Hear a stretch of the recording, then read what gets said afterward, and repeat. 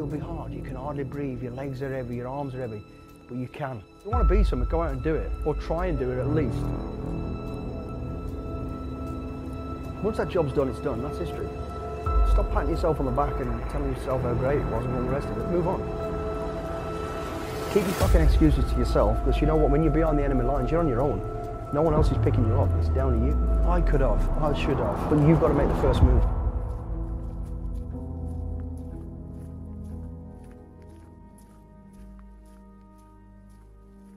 There's two sides to it. There's the emotional side, or the worry of not coming back for your family and everybody else. That's always there for everybody. But secondly, it's challenging. It's exciting. It's like an adrenaline. This is a chance to prove myself. This is where I've trained to supposedly produce the goods, and now I'm going to go out there and produce the goods. And whether that's stopping terrorism or stopping whatever, or doing good things, that's what you're there to do. And no one knows. I don't know how I was going to react to being shot at, being close to it, being bombed or whatever, until you're out there and do it. And every single military person, male and female, will tell you the same. They want to go and experience it. Anybody who says they like war and war's great, they're fucking idiots. No one likes war, no one likes conflict. You know, but that's our mainstay, that's our biggest test, you know. A Formula 1 driver is trained to go as fast as he can and win a race. Dangerous and got to do it. A soldier is there, the worst case scenario is to be put in a conflict type situation and being able to keep your head, make a clear, clarified decision and do the right thing.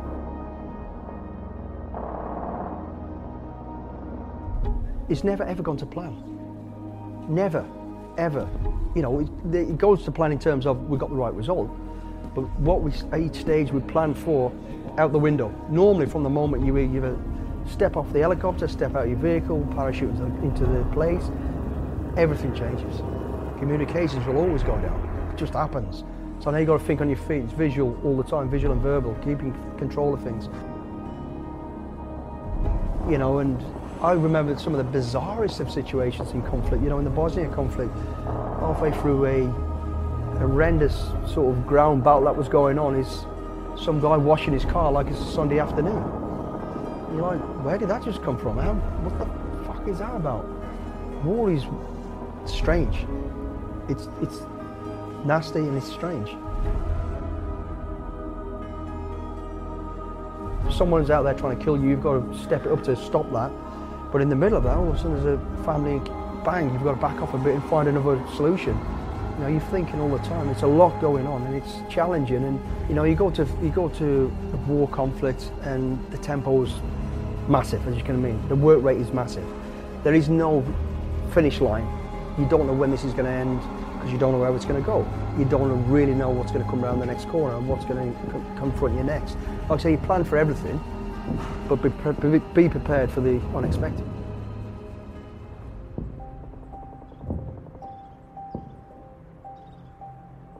You come home and you go straight back into supposedly normal life. Well, that's difficult when, you know, you may have lost people, or you may have seen this, or you may have seen that, and you've got this crazy aggressive mentality in your head, and you get home and then you haven't had time to decompress it and let it calm down and, okay, put that to bed now. You're straight into supposedly another life. We binge life, we binge this craziness straight into binge normality, what normality is being at home with a family or with your friends, and we don't get the time to, you know, filter the badness or the aggressive bit out and straight into it. You become a little bit aggressive when you've just had somebody who's got no house, no family, half the family missing. That's a real problem, not the fucking washing machine's broke, or the car's been stolen, or the kids had a fight at school. So you're like, so what?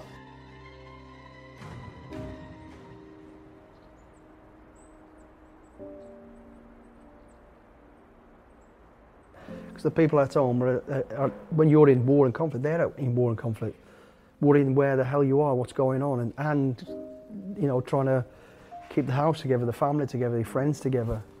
So that was difficult, I think, and that's why, you know, a lot of issues we're having today are happening, because people haven't had a chance to decompress and get shit off the chest. And it's always, for a soldier, you know, you always think about, if only I'd have stepped to the left, that could have happened. If only I'd have done this, if only I'd done that. Get that off your plate before you go home, because that's on your plate, and you inevitably end up taking it out of your wife, your partner, you know, your aggression, and they're like, whoa, where did that come from? Once that job's done, it's done. That's history. Stop patting yourself on the back and telling yourself how great it was and all the rest of it. Move on. What comes next? Because you know what? When you're beyond the enemy lines, you're on your own. No one else is picking you up. It's down to you. Talk's cheap, innit? You know, I could have. I should have. Listen, I should have been the world fucking champion boxer. The reason I wasn't was because I weren't good enough.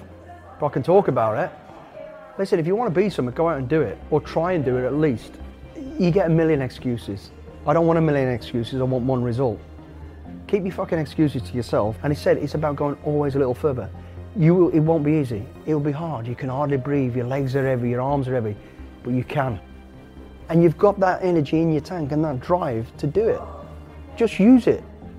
Break through it. It doesn't matter. Like getting in that water this morning, I ain't gonna, it's cold. I know it's cold. But fuck it, I'm gonna get in it. Because I can. I can. And I also have a choice. I can or I can't. Like I said, there ain't no can't. I can. So I'm going to do it. And everybody's got the same, no matter what it is. You've got it in there. You have got it in you. Everybody has. There's no excuses. Whether you've got a disease, whether you've got a problem, whether you've got a mental problem, you have. You've just got to go through it. But you've got to make the first move. Because no one else knows what's inside your head. No one. You have got to say to yourself, I cannot sit in this pity party. You still have to go for it and go, I want to get through this now. I'm going to go. So everybody, that's what you got to go. You got to say, this is not comfortable. I've got to get through it, and it's a passage in time. It's like anything, you know, we've all been through that roller coaster of, oh, I've got a load of money now. Now I've got nothing. Now I've got a bit of money. Now I've got nothing. Now I'm feeling fit. Now I ain't fit. Now I'm in a great relationship. Now everybody hates me. It's a passage in time. It'll keep coming and keep going. But you've got to make the first move. Get out the pity party, because the only one in the pity party is you, and go forward. Take that fucking bite and go, fuck it. And it ain't going to be easy. And it's going to be painful, but it's going to be worth it. Don't be afraid to go for something. Don't let everybody else tell you you can't. The only person who knows if you can or you can't is yourself. And you might not be able to, but have the courage and conviction and the balls to go for it anyway. Because it opens up a new style, new life for you, a new, better, generally a better place to be. My name's Mark, Billy Billingham, better known as Billy. I'm an ex-military guy. I spent over 27, actually probably about 32 years in the military. I was born on a council estate in the West Midlands, Walsall, 1965, into a family of 5. Came from a very poor background. I was the middle child. And although a poor family, I was the middle child that went rogue. You know, back in the day then, there was a lot of gang sort of warfare going on and people struggling for sort of authority positions, if you like. And I kind of immediately graduated towards that. By the age of 9, I was getting into small gangs and getting into trouble. And in between this year of being 9 and 11, I joined a boxing club, an illegal boxing club, and an old man that I stole from took me to one side and said, listen, boxing is not about brutality, it's a poor man's game of chess. It's about anticipation, it's about thinking, it's about using your feet, using your brain. And I'll never forget those words. And the second thing he said to me was, it's about you as an individual going always a little further, because you can. And strangely enough, many, many years later, then when I joined the SAS, that is part of our prayer, always a little further. And I've kept that as my mantra since. Growing up on a council estate, I started getting in trouble. I was in trouble with the law, but the boxing kept me sort of controlled. And then eventually I met the second most influential man in my life, which was a guy who ran the cadets. So I had a Monday, Wednesday and a Friday boxing training, disciplined. Tuesday and a Thursday, I was a cadet. We didn't have anything. For instance, our food would be, my dad would make a pot of stew on the Monday, and that would be the food for the whole of the week. I used to go to school with a hole in the bottom of my shoes, and my mum would just put cardboard in there. And that's fact, and we'd walk to school. You know, it was a couple of miles, I was a kid. And I remember one situation where, you know, I was embarrassed by being in school with holes in my shoes, and I realised we went to the gym, and I didn't even have any PE kit. None of us did. You know, I wasn't the only kid, not just our family, there's a lot of families. And I remember seeing a basket full of plimsolls. And I saw some plimsolls, and then I thought, wow, they look brand new. And I also knew the caretaker every morning at 7 in the morning swept the gym and left the doors open. So I left the house before about 20 to 7 in the morning to go to school, walk to school, and I lay in the snow on the bank watching the gym. And when the caretaker opened the doors and went through to the change rooms, I ran in, stole those pumps, That's how poor we was, and I wore those trainers. But that's who we were, and everything was hand down. So my brother handed down to me, handed down to my brother, etc. You know, it was literally the motto in our house was first up, best dressed. Literally grab what you can and that's yours. Never been abroad. I'd never been on an airplane in my life. First time I went on an airplane was when I joined the army, and I was getting thrown out of it. And then at the age of 15, you know, I ended up in a fight, and I got stabbed. Yeah, literally about 100 meters from my house. And I remember crawling back to the house. And as I was crawling, I was sort of going in and out, and it went from pain to sort of, as if I was drunk. I was like floating and realising it's because the blood was leaving my body, and I was about to collapse, you know.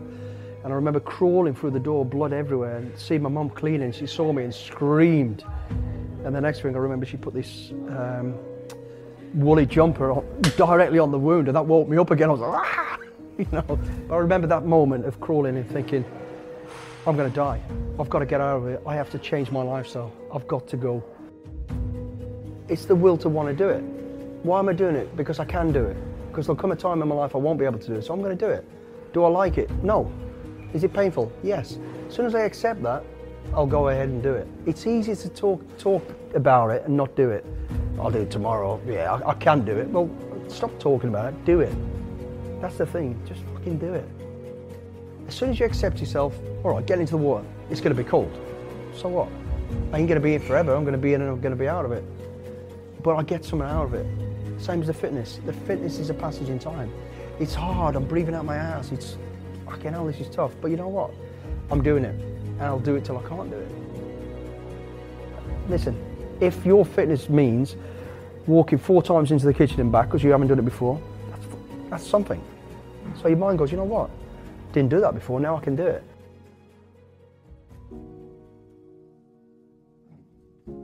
He was my #1 role model. You know, I hope I haven't painted the wrong picture. My dad was just, he was a man's man. He was by the book. He was the ring of steel around our family. And I didn't realise it till you get older. You know, why was Dad at my boxing match? Why? But my mum was, because he was at work. I couldn't understand that at the time. I thought he just ain't interested. But he was, and it wasn't until after he died, you know, I found out he actually knew a lot more about me, because I didn't go on and talk about, oh, I'm in the SS and I've done this, I've done that, you know. But he knew from the papers, he knew where I was in the world, roughly did it, and could put things, and he had all paper clippings and all this, and we never talked about it. Like, it's kind of a regret that I didn't go and have a beer with him and talk more about it. But he wasn't one of those people. You know, he's very proud of it, but he doesn't have to show it. He doesn't have to keep talking about it. The story of discovering that is quite a sad story. Yeah. It was after he passed, and you doing his eulogy, right? Yeah, and you know, it was a box of just newspaper cuttings and just this, that, the other, and little medals and whatever else, like, you know.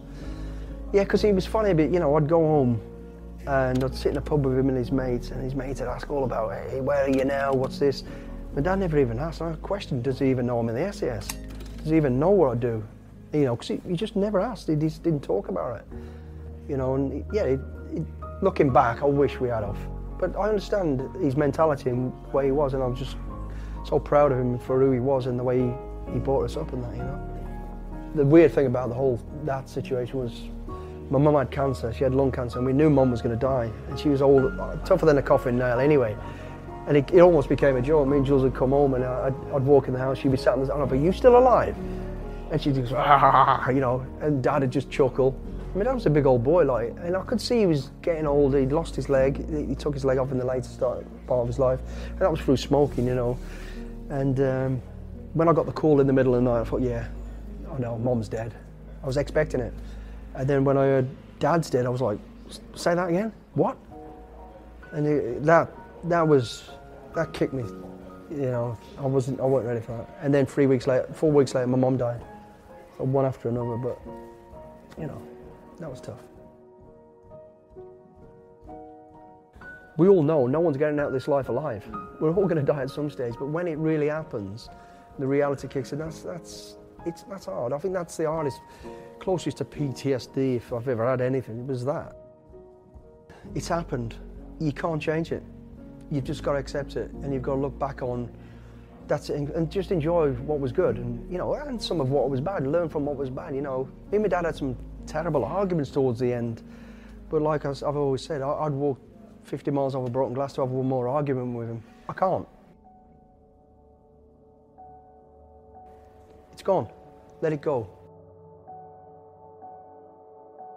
It's hard. And you'll always have your moments. A certain song will come on and go, oh, I remember Dad, or a certain saying. So you'll always have flashbacks. But I don't have to relive it every day. And they wouldn't want you to do that. You've just got to let it go. It's happened. You've got to move forward. You've got to take care of yourself. You've got to take care of what's important to you now and move forward. Because this is a passage in time. And I know it's an old cliche, life's not a rehearsal. It isn't. It is not. I think we're at this, I'm particularly at this stage now, every other day I hear about another ex-soldier that's either committed suicide or died, and you think, you just don't know what's around the corner.